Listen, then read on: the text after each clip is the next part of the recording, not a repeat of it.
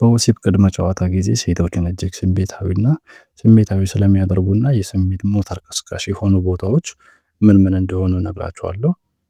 እንዴት አድርገን ነው እነዚህን ቦታዎች መንካት ወይም መሳም ያለብን?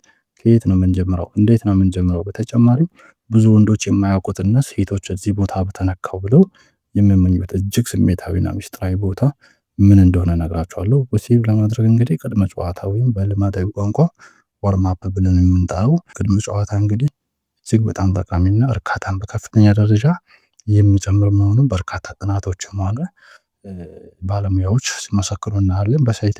በተለይ ለሴት ልጅ እጅግ በጣም አስፈላጊ ነው። በተጨማሪም ግንኙነትን አስደሳች ለማድረግ ቀላል የማይባል ሚና ይጫወታል። በተጨማሪም የሴቶች ስሜት ከወንዶች እጅግ የተለየና ቀስ እያለ ማነቃቂያና በመተሻሸት ሂደት የሚመጣ ስለሆነ ለሴቶች እርካታ እጅግ በጣም ወሳኝ ነው።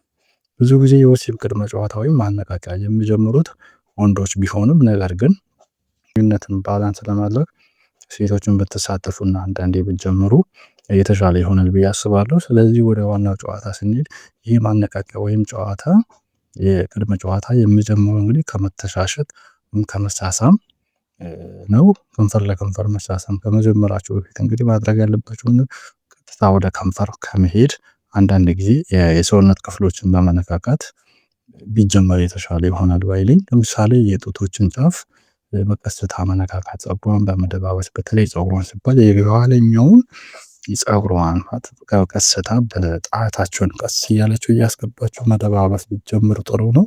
ይህም የሚጠቅመው ለምንድን ነው? በአንዴ ዘሎ ወደ ትልቁ ከመሄድ ቀስ እያላችሁ ወደ ጥልቁ ስሜት ለማስገባት መንገድ ይከፍታል ማለት ነው።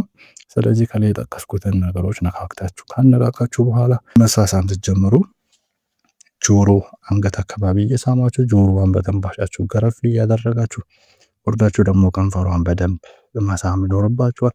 እየደጋገማችሁ ከላይ ያልኳቸውን ነገሮች በደንብ መሳም ያስፈልጋል። በተለይ ጆሮ ብዙ ጊዜ ሰዎች የማያስተውሉት ነገር ግን እጅግ ስሜታዊ የአካል ክፍል ነው።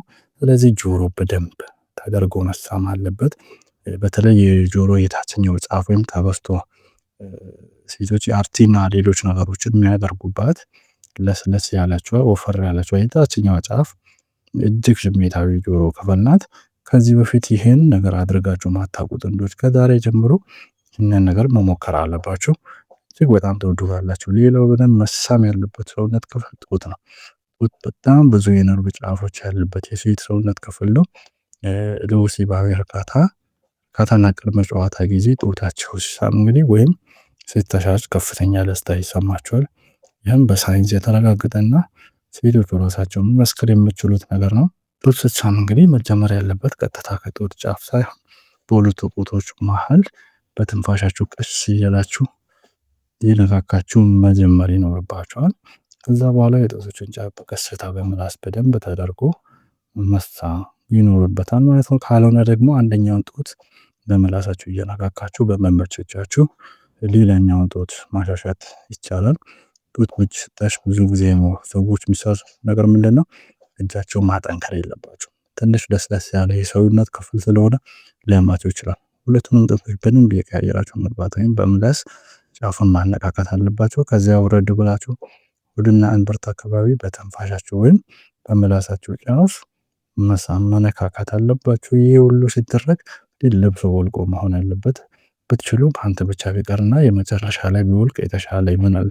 እንደዚህ እያደረጋችሁ ሌላው ማድረግ የለባችሁ ምንድነው? አንድ እጃችሁን ወደ ታች ልካችሁ የውስጠኛውን የታፋ ክፍል በደንብ ከላይ ወደ ታች ከታች ወደ ላይ ማሻሸት መነካካት ይኖርባችኋል። ይሄም ለምንድነው? የታፋ የውስጠኛ ክፍል ከሴቶች አካል ክፍል አሁንም እጅግ ስሜታዊና አስደሳች የአካል ክፍል ነው። እርግጠኛ ነኝ ብዙዎቻችሁ ሞክራችሁ አታውቁም ይሆናል። ነገር ግን ሞክራችሁ ካያችሁ በኋላ ታመሰግኑኛላችሁ።